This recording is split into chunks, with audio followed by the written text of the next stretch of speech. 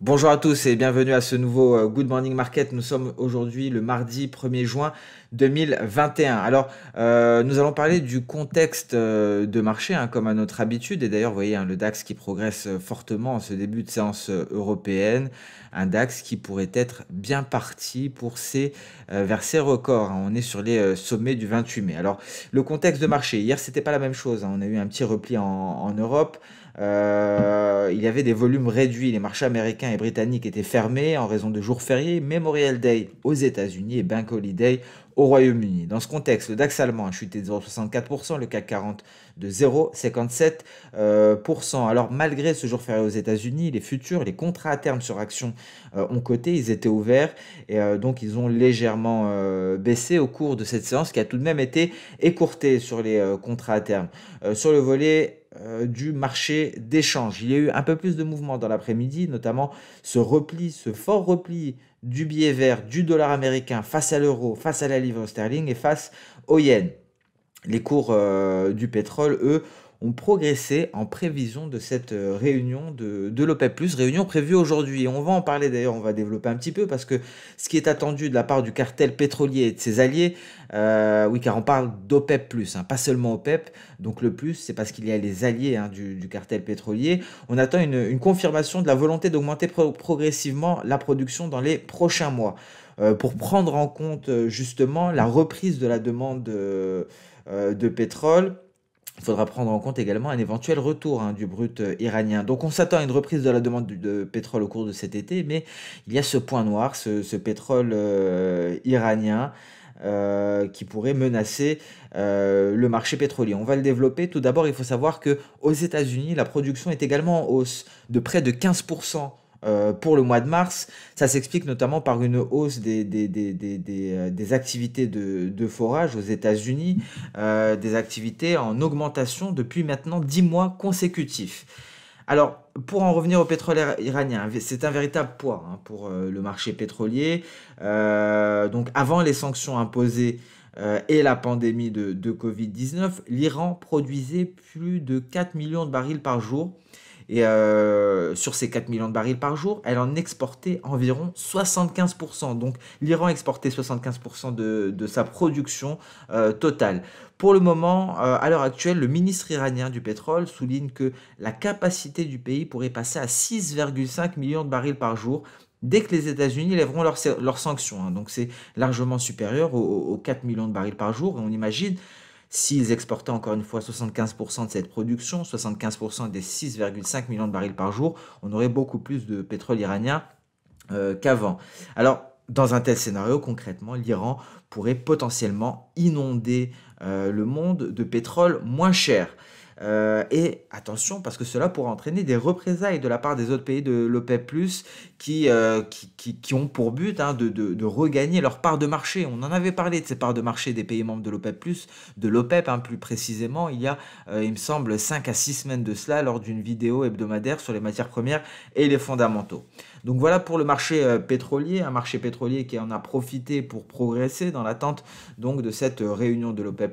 On notera que qu'on peut rarement anticiper les décisions qui seront prises, hein. Encore une fois, c'est quelque chose c'est un fait sur lequel j'insiste, hein, d'expérience. On ne peut pas prévoir les décisions du cartel pétrolier. Les cours de l'or et de l'argent, on a eu des hausses qui sont en train de se prolonger, hein, il me semble, ce matin. On va en parler plus dans le détail. Alors, concernant la séance asiatique, on a évolué en ordre dispersé. Nikkei à la baisse de 0,11%, S&P ASX 200 à la baisse de 0,04% et Kospi coréen en hausse de 0,53%. Un petit point sur la pandémie, il y a quelques nouvelles à ce niveau-là, des nouvelles qui sont contrastées d'ailleurs. D'un côté, l'Allemagne qui va assouplir les restrictions en raison de la baisse du nombre de cas. De l'autre côté, un confinement partiel a été imposé dans la ville chinoise de Guangzhou. J'espère que je le prononce bien. Et on notera également les vols internationaux à destination de Hanoï, capitale vietnamienne, seront suspendus pendant une semaine. Alors je vous rappelle qu'on y a découvert un nouveau variant. Donc voilà pour les les nouvelles concernant la pandémie, des nouvelles contrastées. Qu'est-ce que nous réserve le calendrier économique pour aujourd'hui? Alors aujourd'hui, on aura pas mal de PMI finaux en provenance de la zone euro. On a pris connaissance de PMI asiatiques, notamment en provenance du Japon et en provenance de la Chine. Et donc, on attend les PMI finaux d'Allemagne. Alors il y a également la France à 9h50, donc il est 9h15 à l'heure de l'enregistrement de ce Good Morning Market. Donc France, Allemagne, zone euro, Royaume-Uni, PMI finaux, mais également aux États-Unis à 15h45, indice PMI manufacturier pour le mois de mai et au Canada.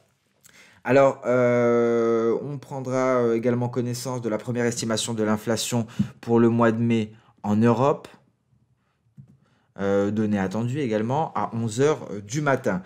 Donc concrètement, l'ISM manufacturier, donc pour le mois de mai aux États-Unis, on en a parlé. Alors, ce sont les dernières données d'importance avant le NFP. J'ai insisté dessus du point hebdomadaire hier. C'est assez important pour comprendre ce qui pourrait se passer vendredi. Vendredi, c'est une séance clé.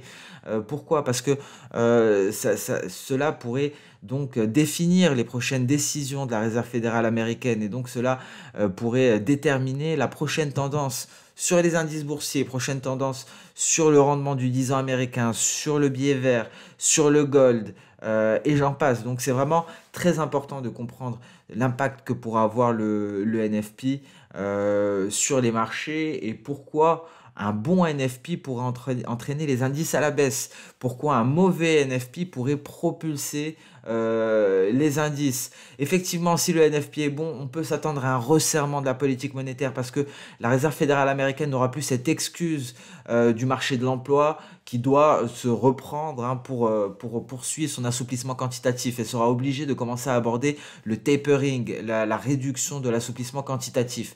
Donc, le NFP sera vraiment capital vendredi. Prudence, j'insiste là-dessus dès maintenant car vendredi il n'y aura pas de Good Morning Market, c'est le dernier GMM de la semaine, on reprendra lundi, je serai absent à partir de demain. Donc j'insiste sur le NFP, aujourd'hui pas mal de données économiques, prochaine séance capital, vendredi, non-farm payroll, NFP, comme chaque premier vendredi du mois. Alors on a pris connaissance, hormis cela, de la décision de politique monétaire de la RBA qui a maintenu son taux à un niveau historiquement bas de 0,1% comme convenu et donc maintiendra ses conditions monétaires très favorables jusqu'en 2024 au moins. Voilà pour le calendrier économique, voilà pour le point. C'était un point sur le calendrier économique car nous l'avons dit, ce qui importera à l'heure actuelle après cette séance, après la séance d'aujourd'hui. Vous voyez, il y a mercredi, par exemple, on aura les stocks de pétrole, effectivement, mais d'un point de vue macroéconomique, c'est le NFP qui comptera. Donc, changement d'emploi non agricole, vendredi à 14h30. On aura quelques données effectivement jeudi, notamment le rapport de l'ADP. J'en ai parlé également hier, rapport de l'ADP sur l'emploi, même s'il y a eu une décorrélation la dernière fois. Le rapport de l'ADP avait surpris de manière positive quand le NFP avait déçu. Mais ce sera un premier indicateur pour la publication de vendredi du NFP. Donc prudence pour cette fin de semaine. Alors maintenant que nous avons fait ce point plus détaillé qu'habituellement effectivement, afin de rattraper mon absence pour cette fin de semaine, on s'intéresse aux indices. Alors, un Nikkei qui est sur Kijun, on est dans cette figure, pas grand-chose à ajouter. Il faudrait, en cas de hausse, il faudrait franchir cette borne inférieure. Donc, l'oblique baissière qui relie les précédents sommets. Ce sera un signal aussi en direction des 29 696, 29 840 jusqu'aux 30 140. Alors, CAC 40 à l'équilibre pour le moment au niveau de la Tenkan. Le DAX, on part à la hausse. 15 522 points. Est-ce qu'on va réussir à aller chercher les 15 600? C'est très possible. On voit ici en données intraday, on s'attaque à l'heure actuelle au retracement externe de Fibonacci à 127,2%, 15 515 points. C'est bien parti pour le moment. On a un gros support et c'est ce qui nous rassure à l'heure actuelle. Ce gros support, ce nuage, il faudra un réel catalyseur baissier pour le réintégrer, aller chercher les 15 370. Alors attention, ce catalyseur baissier pourrait intervenir éventuellement Au contraire, ça pourrait être un catalyseur haussier. On prendra connaissance tout à l'heure du PMI manufacturier, 9h55. Ça pourrait être vecteur d'accélération haussière pour le DAX et ça pourrait lui permettre d'aller chercher les 15 600 points. Nasdaq, pardon. On repart à l'attaque ici des 13 700. On y est très précisément. Vous voyez la Kijun qui reprend, qui s'est repliée, reprend de l'élan. On dirait qu'elle va se décider. Finalement, on pourrait contourner maintenant cet obstacle. Et là, on pourrait aller chercher les 13 876. Donc, perspective haussière à mon avis pour les valeurs technologiques, les grandes valeurs technologiques américaines, pour le Nasdaq notamment. Alors pour cela, en données H4, il faudra attendre une sortie par le haut de ce range. Vous voyez, on s'est pas mal ennuyé sur le Nasdaq dernièrement depuis le 24 mai. Pas grand-chose, un range extrêmement étroit. Je pense que lorsqu'on va en sortir, ça va accélérer, un peu à l'image d'ici. Peut-être qu'on est à mi-chemin.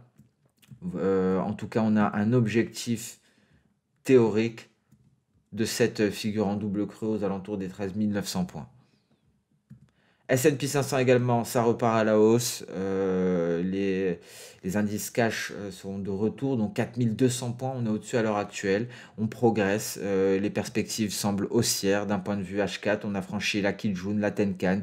D'un point de vue H1, on est en train de sortir du nuage à l'heure actuelle et je ne l'avais pas vu avant. Et ici, signal en cours. Si à la clôture de la bougie, on est au-dessus du nuage. Et la validation sera instantanée. Ce sont nos signaux préférés, ceux-ci, lorsque la validation est instantanée, car la Chikou-Span sera également libre, elle n'aura plus d'obstacles, et donc là, on pourrait partir à la hausse vers les précédents records. Donc, très intéressant. Alors, effectivement, il y aura certainement un pullback avant de repartir. Ça nous permettra d'avoir une projection de Soda. Dow Jones, 34 600 environ, légèrement en dessous.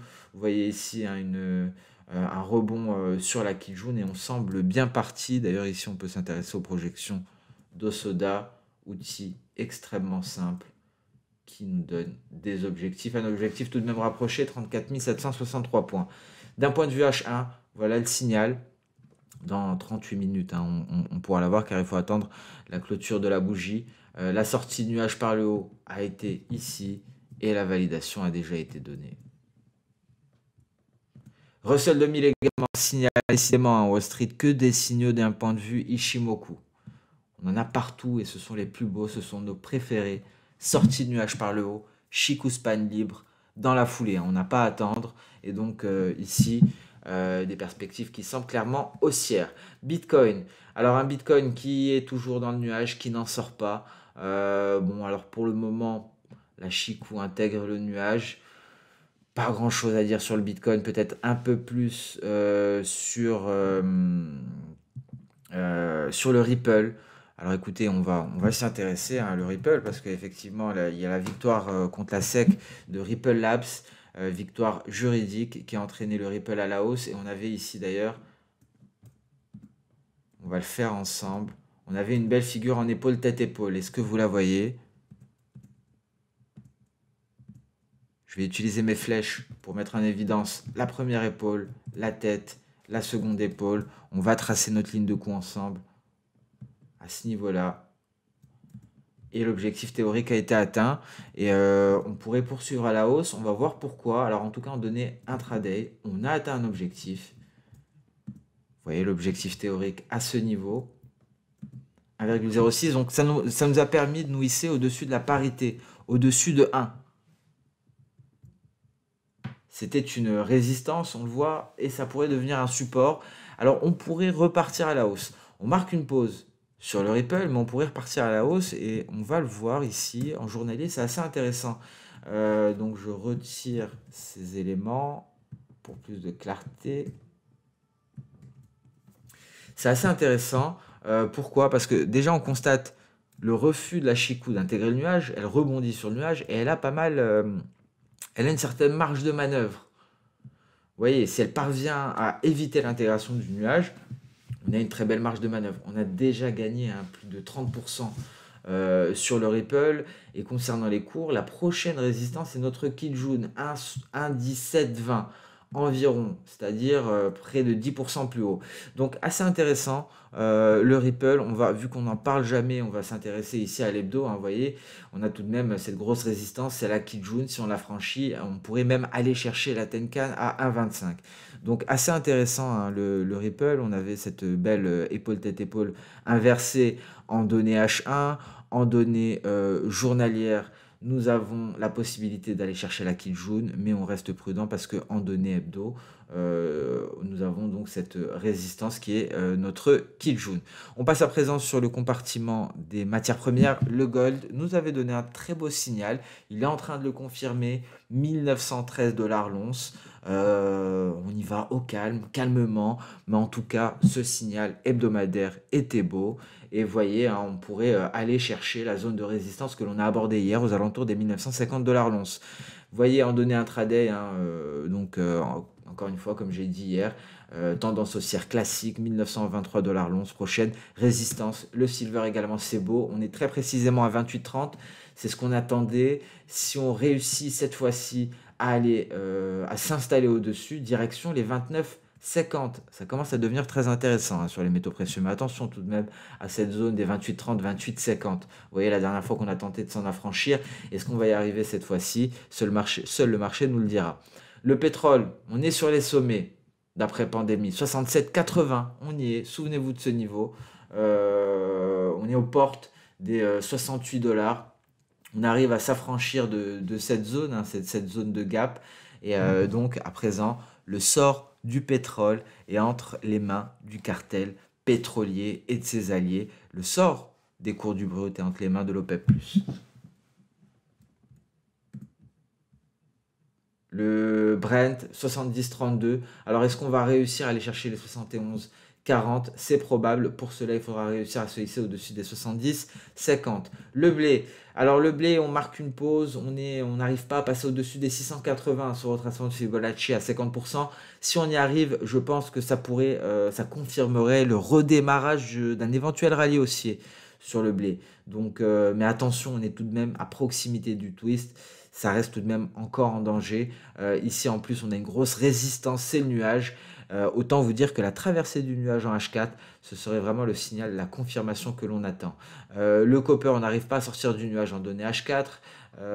Et donc, cette sortie ici du nuage en données H4 serait le signal tant attendu pour aller chercher les précédents sommets. On passe à présent sur le marché d'échange, avec un biais vert donc, qui s'est fortement replié hier. On est sorti du nuage par le bas, on est allé chercher le précédent support 89,75. Cela a favorisé l'euro-dollar qui parvient à se hisser au-dessus des 1,2230.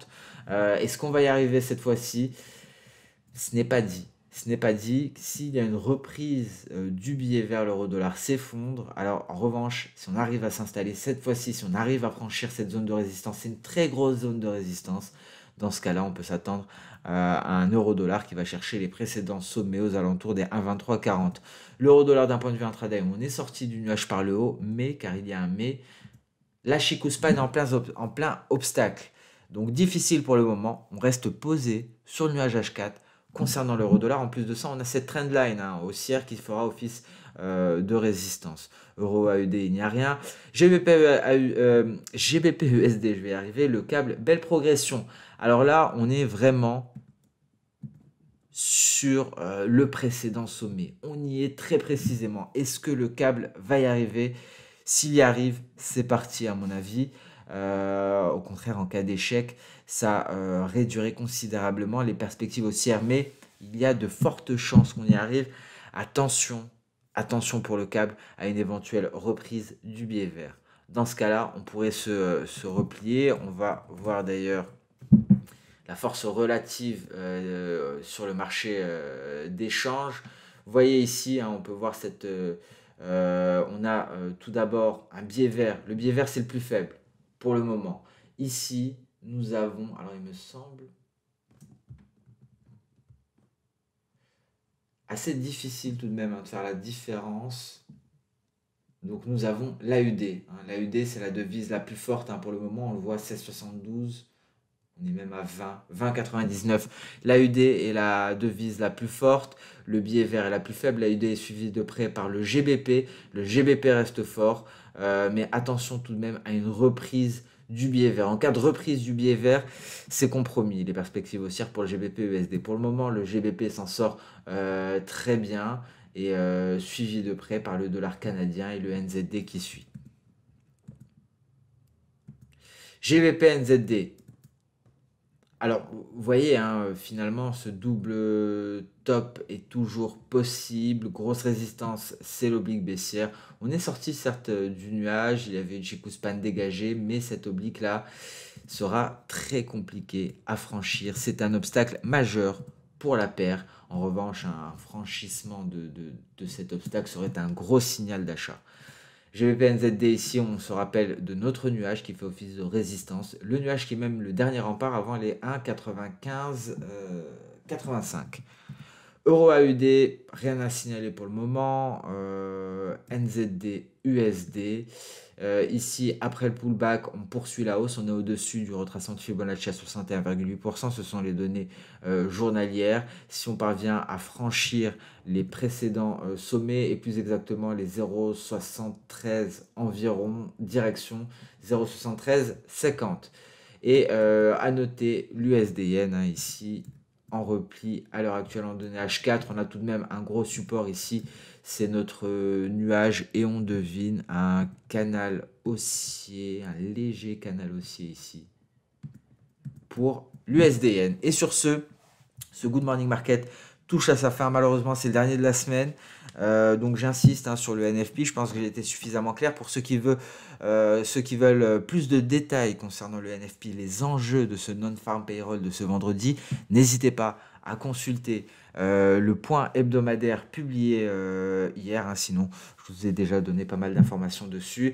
Alors, on se retrouvera lundi pour le prochain Good Morning Market. Très certainement, entre-temps, il se sera passé beaucoup de choses, peut-être même de nouveaux records sur le DAX. Hein, vous voyez le DAX. En tout cas, on fera le point ensemble dès lundi, le prochain Good Morning Market. Je vous souhaite une très bonne fin de semaine et par avance un très bon week-end. Merci à toutes et à tous pour votre fidélité. Merci pour votre temps. Alors, je tiens à préciser qu'il y aura tout de même hein, des articles qui seront publiés dans l'actualité. Il y aura également une analyse matinale hein, qui sera tout de même fournie, mais simplement aucune vidéo, beaucoup moins de publications hein, dans l'onglet actualité, effectivement, mais toujours, bien entendu, vous serez toujours informé des principaux événements sur les marchés. Merci à toutes et à tous. On se donne rendez-vous dès lundi pour faire le point ensemble. Très bonne journée à vous. Au revoir.